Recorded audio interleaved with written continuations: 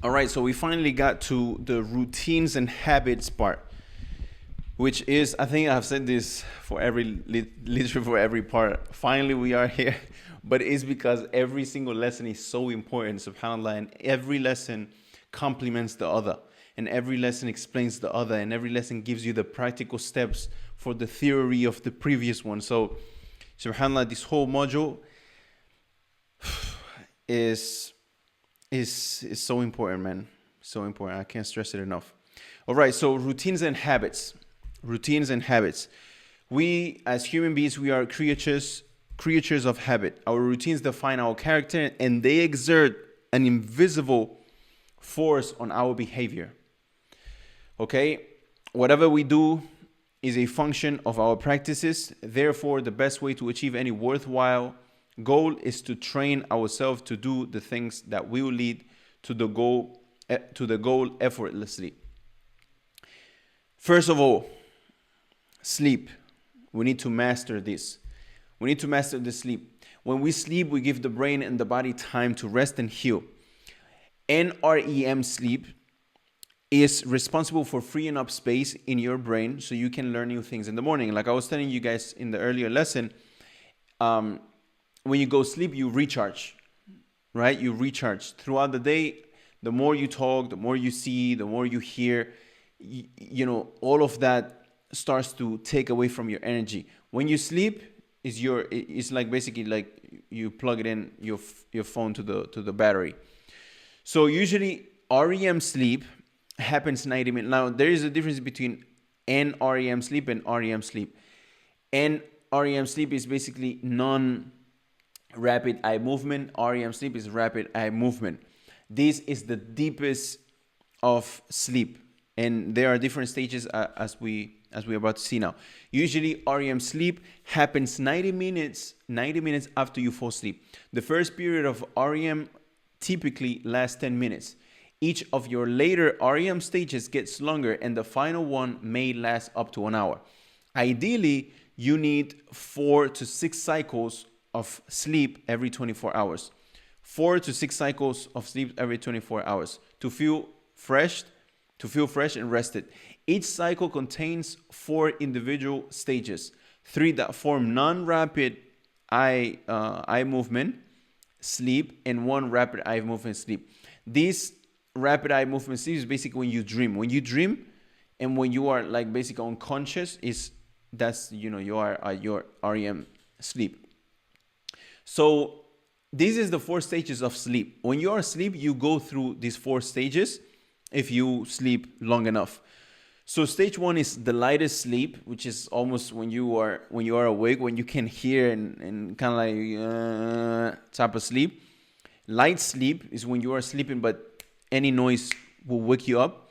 Then deep sleep is when your body, they say that deep sleep is when your body is recovering, and REM sleep is when your brain is it allows your brain to recover, and it's when you when you're working on when you see in dreams, etc. All right, so now the REM sleep restores your brain for efficient studying, as we said. And for you to get to the REM sleep, it takes on average 1 to 1 hour and 1 hour 30. This means that from when you fall asleep, after 1 hour to 1 hour 30 is when you get to the REM sleep. Okay, so for healthy adults, spending 20 to 25% of their time asleep in the REM stage is a good goal. If you get 7-8 hours of sleep, around 90 minutes of that should be REM. Okay, that's for an adult. So to manage this, I use 2 tools. The first one is a white noise machine. Second one is an Oura ring. Okay, what are these? And how to get them, which by the way, I will leave you guys all the links of anything necessary down below. Now the Oura ring, basically what it does for me is it tracks my sleep. So when I wake up in the morning, by the way, I have a Fitbit as well, but I've seen that the Fitbit is not as accurate as the Oura ring to manage your sleep, like to give you the stats of your sleep. However, it's good as well to manage your sleep. which I'll tell you guys about it anyways. So the Oura ring basically tells you how long you have been in your lightest sleep, how long you have been awake. Like you don't even realize how long you are awake throughout the night. You see, many times we say, oh, what time is it now? 10. Okay, so I will wake up at 6, so I will sleep 10, 11, 12. But that doesn't work like that. Like most of the times, out of the whole time you think you was asleep, at least like 1 hour and a half, 2 hours, you was awake and you didn't even realize. So it tells you your REM sleep, it tells you your light sleep, your deep sleep. And basically through, obviously, what you cannot measure, you cannot make better. So if you measure your sleep and you see, for example, okay, today I ate at 8 p.m. and yesterday my REM sleep was good, but before yesterday I ate at 10 p.m. and I've seen that my REM, even though I slept the same time, my REM sleep wasn't good, for example. So you can track and see based on, okay, today I worked out and my deep sleep was many hours, or like a big percentage of my whole sleep. And it's true that I feel more refreshed. Or today I slept 9 hours and I'm more tired and my REM sleep is not that. So basically, based on your routines and based on your habits, you can see what benefits your sleep and what does not benefit your sleep. It's good as well, the Oura ring, because it tells you, for example, if you start to get sick, you see when your body starts to, like your bones hurt and you feel weak, like your Oura ring sees that as well. Like, oh, it seems like you start to get sick, your HRV balance, your blood pressure, or resting heart rate, etc., is not good enough. So it shows the app that, and it tells the app that something's going on in your body that is not normal, and you're getting sick. So actually, I caught COVID about 2 years ago.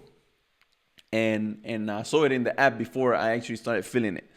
So it's good as well for you to start attacking. Like if you start to think that you might start getting sick, start like taking ginger, honey, turmeric, lemon juices or teas in order for you to attack that sickness early. So Oura ring. Second thing, white noise machine. What does the white noise machine do? It's basically blocks out background noises that would make you wake up and break your sleep cycles. So as we said, guys, you need, this is like, it's so important that you sleep for a long period of time. Matter of fact, they say that interrupted sleep is worse than lack of sleep. And by the way, interrupted sleep, it was a way, and lack of sleep as well, it was a way of it is a way of punishment, and a way of what's the word, is a way of torture. They use it as torture. They used it in places like Guantanamo and places like this as torture, if you watch the documentaries. So and it's because it really messes you up. Like not sleeping, it really messes you up. So when you sleep it's not good, it messes you up as well, obviously to a lower scale, but it's still messing you up. So the white noise, what it does is basically this sound. You can make a white noise sound or a fan sound, and basically you start to, like, your brain and subconscious mind is focused and hears this sound, so you don't hear the background noises. It might be a dog barking in the street, or it might be, I don't know, something happening, whatever it might be. That sound might wake you up. Like you might be on the cycle of REM sleep or deep sleep, and because of that sound, you go up to the lightest sleep, and now you have to start that cycle again. So what happens is that you don't get the 4 to 6 cycles that a regular person needs in his regular sleep, let alone if you actually get up, like you open your eyes like, oh, what happened? And then you have to go back to sleep. And it takes 1 to 1 hour and a half to get to the REM sleep. Imagine you wake up every hour, or you wake up every couple of hours, and you never get REM sleep. And as we said, the REM sleep is when you see dreams. Now, ask yourself, when is the last time you saw a dream? And my friends, last time he said, yeah, how do you dream so much? I never dream, man. It's like, well, you go sleep late and you work early in the morning, you don't take care of your sleep. On average, he sleeps like 5 to 6 hours. He never dreams. And to be honest with you, he's not too sharp in terms of like sharpness of memory, etc., etc. So this is how important it is, and many people neglect sleeping. So Oura Ring to track your, to measure and to see your stats, etc. White noise machine to not wake up, and to complete those cycles to get to the REM sleep and have good sleep. Now, sleeping between 90 and 110 minutes gives your body time to complete one full sleep cycle, and can minimize grogginess when you wake up. In fact, the studies determine that a full night of interrupted sleep is equivalent to no more than 4 hours of consecutive sleep in terms of how you will likely feel and act the next day. After several sleepless nights, the mental effects become more serious. Your brain will fog, making it difficult to concentrate, learn new things, and make decisions. And obviously that might cause stress, that might cause anxiety, that stress and anxiety might cause actual diseases. So, like sleep is so important. That's why I said the first thing, the first habit, the first routine that we need to adapt and fix is our sleep. Is our sleep to be more effective. Right. So the white noise machine, this is what it sounds like. Don't get scared, because many people, they tell me the first time I tell them about it, they're like, how can you sleep with that noise? So this is it.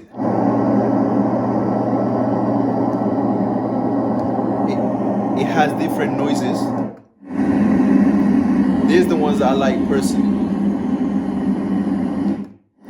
It can go louder.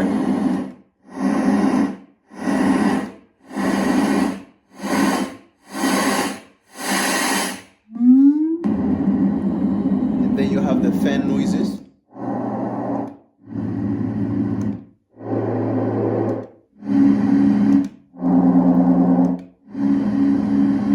And yeah, apart from this, you can put the volume up and down, and as well you can set 60-minute cycles.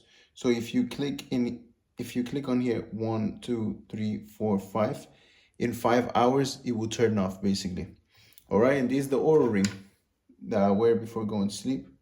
So you guys can see it's so tired already from wearing it, and yeah, I don't like wearing it throughout the day. It can count your calories burnt, etc. as well, but it's just uncomfortable too. I'm not a ring guy, first of all, and second of all, it's not, I don't know, it's just not aesthetic. It's not comfortable for me to wear rings, so I don't wear it throughout the day. That's why I wear the Fitbit, which counts my calories, steps, etc.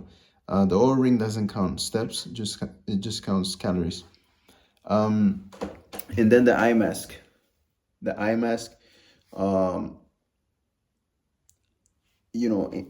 In case you cannot block out the whole room, like make it a really dark room, I highly recommend to have an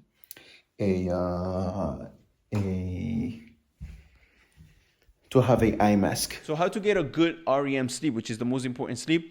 Develop a sleep, or actually they say that deep sleep is the most important thing, that even if you don't get REM sleep and you get deep sleep, you will still feel refreshed. But as we said, REM sleep is the one that works for your creativity and your of your sharpness in terms of your mind, etc., and your brain, and regenerating new neurons, etc. So how to get a good REM sleep? Develop a sleep schedule. Okay, go to bed and wake up at the same time every day. This primes your body for sleep and waking. Don't drink caffeine, let alone smoke cigarettes, shisha, later in the day. These are stimulants and can interfere with your sleep. Put together a relaxing sleep routine before bed. Warm bath, relaxing sounds in the house, no bright lights, or quietly reading are all good activities. Get regular exercise. Try to get about 20 to 30 minutes a day, but do so several hours before bed. This could be fast-paced walking as well. Make sure you don't do it like right before going to sleep. Like do it at least 3 hours before going to sleep, because after you work out, your body still and your blood still running very fast. So one thing that I have realized is that I get good sleep when I have a good 1 hour of walking. A good 1 hour of walking, around 5 kilometers of walking, I get a very good sleep after that. And I feel like if I worked out, matter of fact, I realized that running 30 minutes, I burn the same amount of calories and I feel kind of like the same amount of tired. Running 30 minutes, then walking and walking 1 hour is pretty much, I burn the same calories and feel the same amount of tiring. Obviously, you don't work as much as your muscles than when you're running. But if you're not a workout person, etc., adapt a walking routine to get a better sleep. Matter of fact, if you can even get, if you live in places, I know places like, for example, Canada and the US, people don't really walk outside like that. So you can get a running machine in the house or a walking machine in the house and do 1 hour of walking while you're revising your words, while you're listening to a audio book or podcast or whatever it might be. 5, create an ideal environment for sleep. That means no bright lights. My advice is block out like a room that is all dark, or wear an eye mask. Not too hot and not too cold. The best, or the adequate temperature is 24 Celsius, 24 degrees Celsius.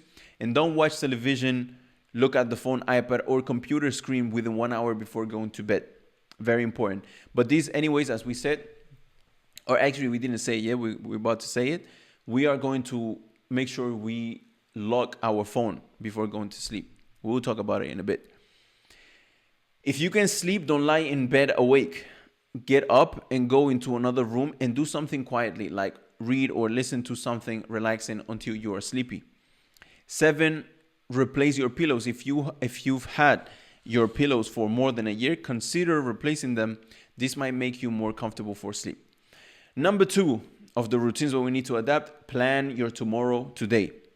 Planning ahead for tomorrow reduces stress and saves time.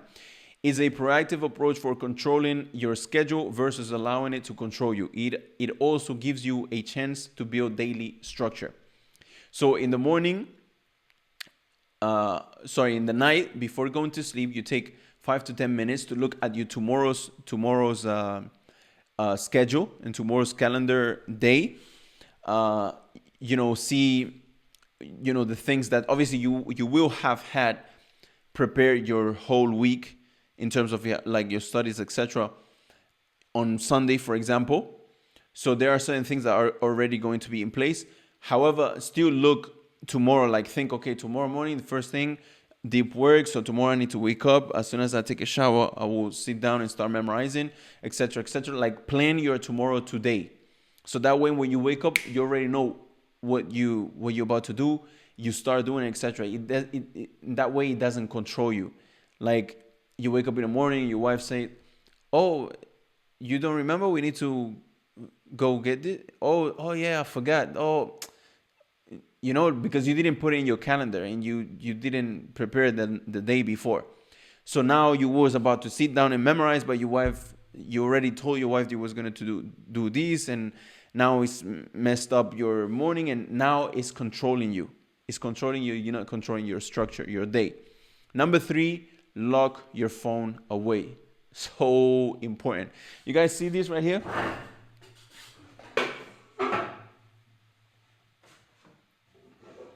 And like I told you guys, everything I'm preaching here, everything I'm telling you guys to do, everything I'm preaching, everything I tell you guys that I use it for my own benefit.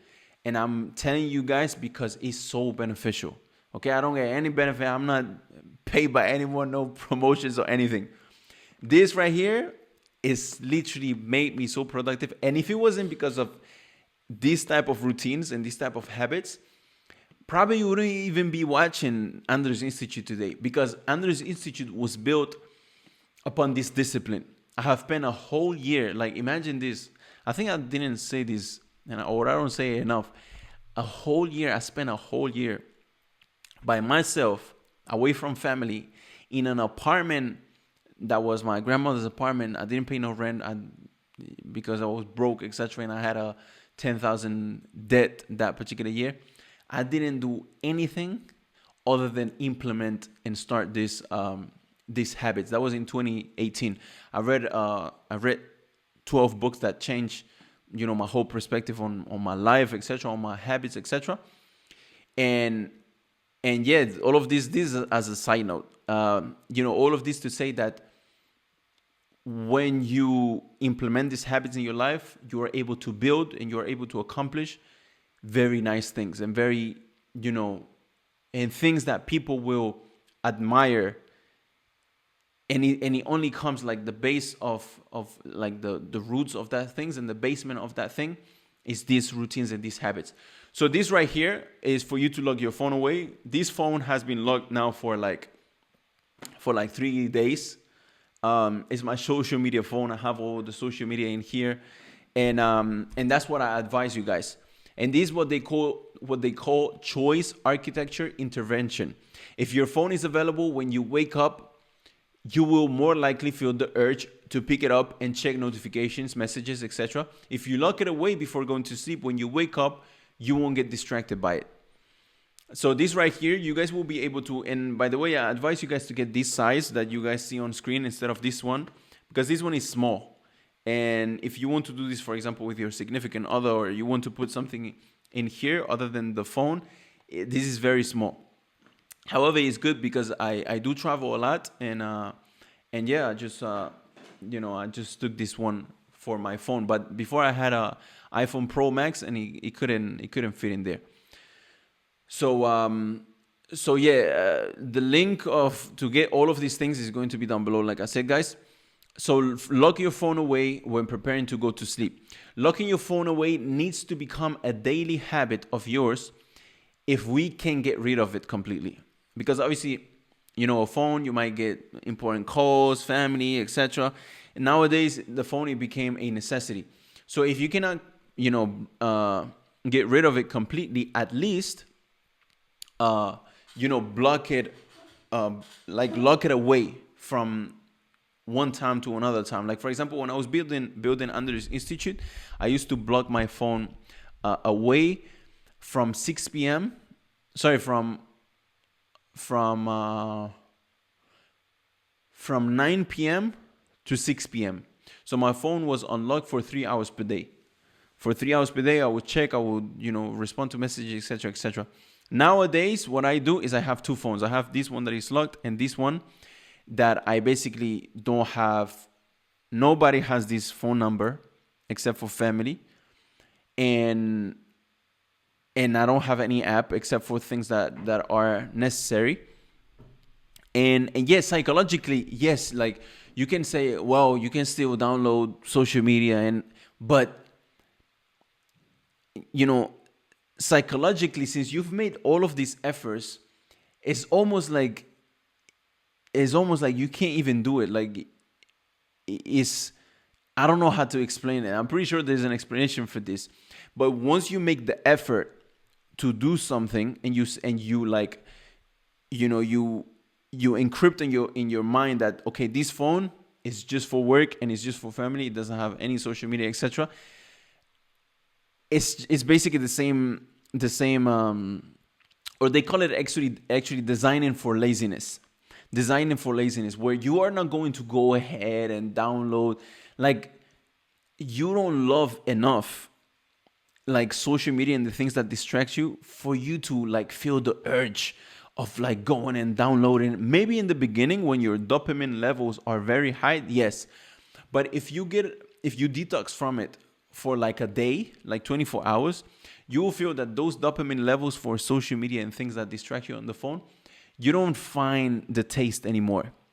And you wouldn't go out your way to download the app and, put your password, etc., just to feel a little bit of dopamine. And if you do so, it will be hard for you to get rid of it again. It's just like a drug. So yeah, this has been my my way on how to get rid of distractions. So you just have to find your sweet spot, basically your way on how to do so. And this is one of the best ones. Like locking your phone in the, like, since you do your deep work in the morning and your studies in the morning, lock it from 9 p.m., for example, to 9 a.m. and do your work in the morning. And that way you don't feel the urge of picking it up in the morning. So before going to sleep and before going into deep work mode, we must lock the phone away. As well, there is an app, guys, that has tremendously helped me, which is called Focus. Okay, and Focus is an app basically that can, on your laptop, because obviously maybe you don't have your phone and now you feel the urge to check Instagram from your desktop, or check YouTube, or check Amazon, or check FaceTime and messages on the laptop, right? Which is possible, or emails as well. So through this app, Focus, you can basically set times, as you can see here, up here. As you can see up here, I can usually, what I do is I do 4 hours, 4 hour blockages, or 2 hours, like if it's something that doesn't require much time. And basically what it does, it literally, like for example, let's do it for 10 minutes. Okay, so now it's blocked for 10 minutes. Okay, and before this, you can actually go to preferences, and it allows you to know which apps you want to, which websites you want to block out, and which apps you want to block out, etc. So now, for example, if I wanted to go to YouTube and watch something, it literally doesn't allow me. Same for Facebook, for example. It doesn't allow me. Instagram. It blocks it. So, Focus is very good. It helps me tremendously. You can block out not only websites, but as well apps on your laptop, like mail, messages, FaceTime, etc., etc. And yeah, it's just a way to get rid of distractions to do your work, because obviously if you're going to be attending the lessons and watching the lessons, you're most likely going to be in your desktop. So you might feel the urge of, oh, let me check YouTube. And next thing you know, you have been watching videos for 30 minutes, 40 minutes, 3 hours. It can go crazy. So yeah, Focus is another app to have, a must-have in order for you to focus. Now, number 4 is Eat Clean. Okay, Eat Clean. One thing that I use personally, that I have adapted for the past 3 years as well, is intermittent fasting. And basically, intermittent fasting, all indications show that intermittent fasting not only has positive effects on your body, like weight loss and improvement of risk factors in respect of heart diseases, diabetes, and the like, it also has an extremely positive effect on your brain, allowing increased levels of focus and memory retention. And this basically can simply be explained by, and what intermittent fasting is, basically, you only eat, there is different ways of intermittent fasting. Me, I do this one, the 16-8. 16-8. So basically, I just have 2 meals per day, and they are not, the first one is just a shake, and the second one is a full meal. So basically, to easily explain this, is for the first 6 hours of after you wake up, you don't eat, 6-7 hours. So me personally, I do it at 1 p.m. So at 1 p.m. I take my shake. I do a shake. I track my calories and stuff. Me personally, so in terms of like protein and carbs and things like that. So you don't have to be that specific. But what I do is at 1 p.m. I eat my shake. You could do like oats. You could do something healthy, something clean. Something like, don't go ahead and like break your intermittent fasting at 1 p.m. with, like something super greasy, like fried chicken or a McDonald's meal or something. Like, come on, like, something clean. It could be a green juice. It can be a meal, a shake with like fruits and oats and things like that. And then what I do in between 5 p.m., depending on the day, in between 5 p.m. to 8 p.m., depending on what time did I went to the gym, if I went to the gym that day, etc. Did I say 1 p.m.? I said in between 5 p.m. and 8 p.m. I eat one meal. I eat one meal, and yeah, that's what I do. And this allows you to basically in the morning when you do your deep work, if you eat in the morning right after you wake up, your brain is going to be focused on the digestion of your body, of the food. However, if you don't have food in your stomach, you're going to be able to focus better. And if you don't believe it, just try it. You will see. So intermittent fasting is what allows me to stay, productive in the mornings, and not only stay productive but stay lean. Stay at a low body fat percentage. Of course, I mean, you can still eat crazy in 8 hours. Like you can still eat a bunch of calories in 8 hours and still be fat. But if you if you eat regularly and clean and a healthy meal, most of the times it allows you to keep a low body percentage, which obviously allows you to look automatically better and feel better about yourself, and of course look better for your significant other, whether you're a brother, whether you're a sister. الإمام الشافعي قال الإمام الشافعي: الشبع يثقل البدن ويزيل الفطنة ويجلب النوم ويضعف صاحبه عن العبادة. Imam Shafi'i said, a full stomach makes your body heavy and hinders your mental sharpness, attracts sleepiness, and weakens the person, preventing him to worship correctly or to worship, at a very good level. So yeah, this is not something new. Like, we have Salaf that have predecessors that have preceded us with this type of diets. And it's proven that it makes you more sharp in terms of your mental sharpness.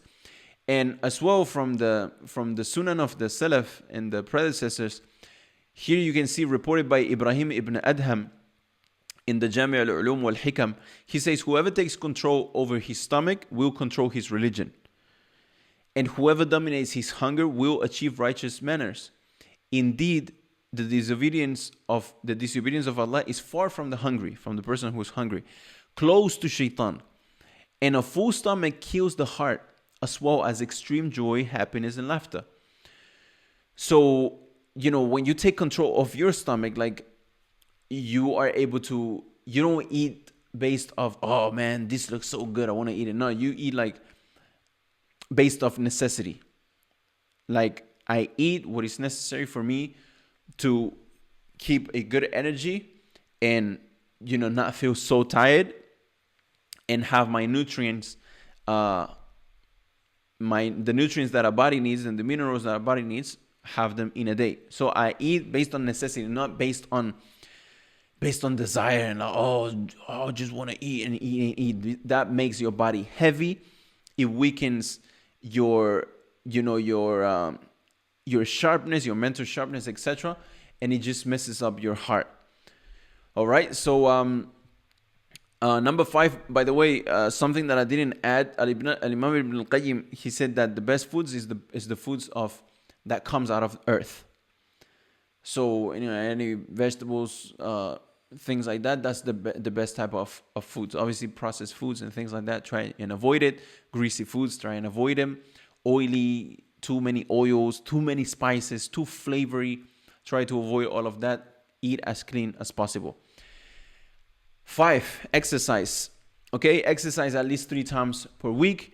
Go to the gym and follow a workout plan, or at least get 10,000 steps per day. Like we said, if you are not a workout person, gym person, or if you're a sister and there is no woman gym around you, etc., just get a running machine home and get your 10,000 steps in per day, or just walk outside 10,000 steps per day while you listen to the audiobook, while you are revising, while you listen to the lesson, whatever it might be. And by the way, Android and iPhone have built-in step counters. But me personally, I use Fitbit, the Fitbit Charge 4. This is the Charge 4, and it counts my calories, my steps. It does your sleep as well, and yeah, but it's not as accurate as the Oura Ring. So yeah, you guys will find all of this in the description of the video, the links, I mean. Number 6 is organization. Your environment is a reflection of you. Keep your study area, house, rooms, desktop, drawers, car, phone, home screen, mailbox, etc. organized, because your brain is a reflection of your life. If your life is all over the place, everything is messed up, scattered all around, etc., that's how your brain is more likely going to be. Number 7, visualize daily. Every time you go to the bathroom, look, focus just got. Now, after the 10 minutes, it gives you a notification that now you can access those apps that you feel so inclined to access in. So every time you go to the bathroom and have a moment, read your goals and affirmations with intent. So you go to the bathroom, read your goals, your affirmations. That's visualizing. Like, visualize where you want to be. Like, when you read, in 6 months, I will be speaking Arabic. Like, actually visualize it and feel as if you were already there. Okay, and you can find this in amongst the Salaf as well. At-tafakkur wal-fikra. It was reported by Ahmad from Muthanna ibn Jami' that a man ate until full, prayed a lot and fasted a lot. And another man ate little and prayed little, voluntary prayers, and he reflected and pondered more. Which one is best? So Imam Ahmad, he was asked which one is best.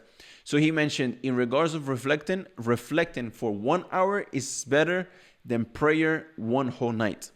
Reflecting 1 hour is better than prayer one whole night.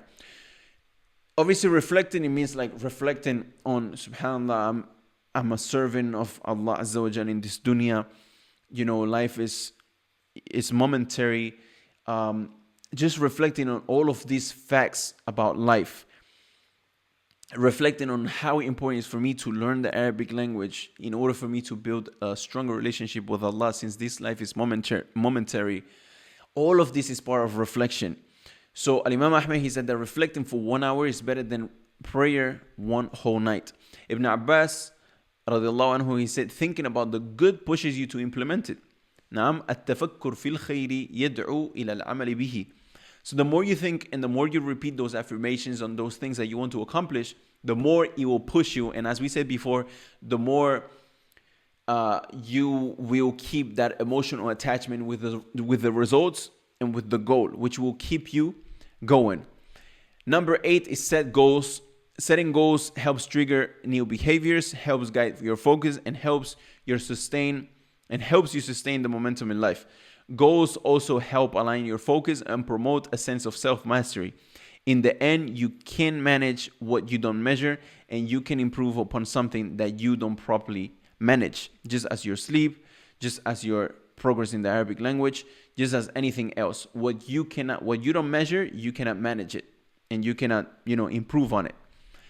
If you don't constantly set and track your goals, you will sooner or later lose purpose, which will make you lose emotional attachment with the results you were chasing, which will make you lose inspiration, affecting your momentum. And next thing you know, it becomes another goal that you haven't accomplished. Number 9 is practice gratitude. Always look into the future can cause fear, anxiety, stress. Practice gratitude daily to balance yourself. Number 1, track your progress. Number 2, contemplate your progress. And number 3, thank Allah for the progress, little or big.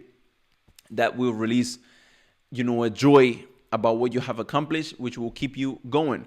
And obviously, you can do that through the performance tracker that we provided to you, and through tracking your progress with creating the YouTube videos, etc. That will help you to see where you were at. As well, if you apply what I have suggested of showing your progress to people and having this public accountability, the comments, obviously there's going to be, every time you go public, there's always bad comments and there's always negativity. Everyone that's doing something good is always thrown crap at. But there's a lot of people that will give you good compliments and comments that will help you to keep on going. So that's another benefit from that. And number 9 is focus, FOCUS, which stands for follow one course until success. Develop a sense of urgency and endeavor to single-handle every task. To get things done one time, it is essential you develop a sense of urgency and build momentum. When you regularly take continuous action towards your most important goals, you activate the momentum principle of success. The momentum principle of success states that although getting started may seem to take an initial large amount of energy, the energy required to keep going is going to be significantly less. Every great achievement of humankind has been preceded by a long period of hard, concentrated work until the job was done. Your ability to choose your essential task to start it and then to focus on it single-mindedly until it is complete is the key to high levels of achievement and personal productivity. To single-handle a task, you must work only on that task without any distraction from beginning through completion, concentrating on only one thing at a time. As you guys can see, everything that we talk about kind of like evolves around the same type of things. Work only on one task, no distractions, without any distractions, deep work from beginning to completion, focus, FOCUS, concentrating on only one thing at a time. It's a matter of seeing it right through to the end as fast as possible while sidestepping any temptation to stop halfway through, which is what we were talking about, not thinking that the grass is greener on the other side. By focusing on only one task at a time and avoiding all distractions, you can decrease the time spent on the task by up to 50%. As I show you guys in the diagram, if you focus on 8 different things, in 6 months, you will still at 6% of completing that task. When if you only focus on one thing, after 6 months, you are at 48%. So it definitely decreases 50% of time spent on that particular task if you focus on only one thing. The grass is not greener on the other side. Use this course until you achieve success. It is a proven method that if you apply, success is guaranteed with the permission of Allah. This program has been proven. The method is being proven. I have done it myself. Students have done it, and hundreds of other students are in the process of doing it. So complete the program, and I guarantee you that you are going to get what you're looking for, inshallah, with the tawfiq of Allah. So these guys are going to be our 10 commandments of success in the program. If we want to succeed in the program, we need to make sure we adapt these routines and these rituals and these habits in our life. Number 1, sleep, plan tomorrow, today, lock your phone away, eat clean, exercise, organization, visualize daily, set goals, practice gratitude, and focus. Okay, you will be able to find this in the resources section or in the description down below.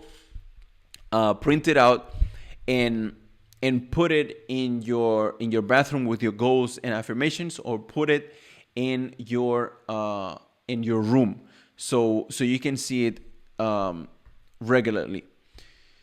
And with this being said, guys, we have got to the last point of routines and habits, and I will see you guys on the last part of this lesson on the next video. Assalamu alaikum.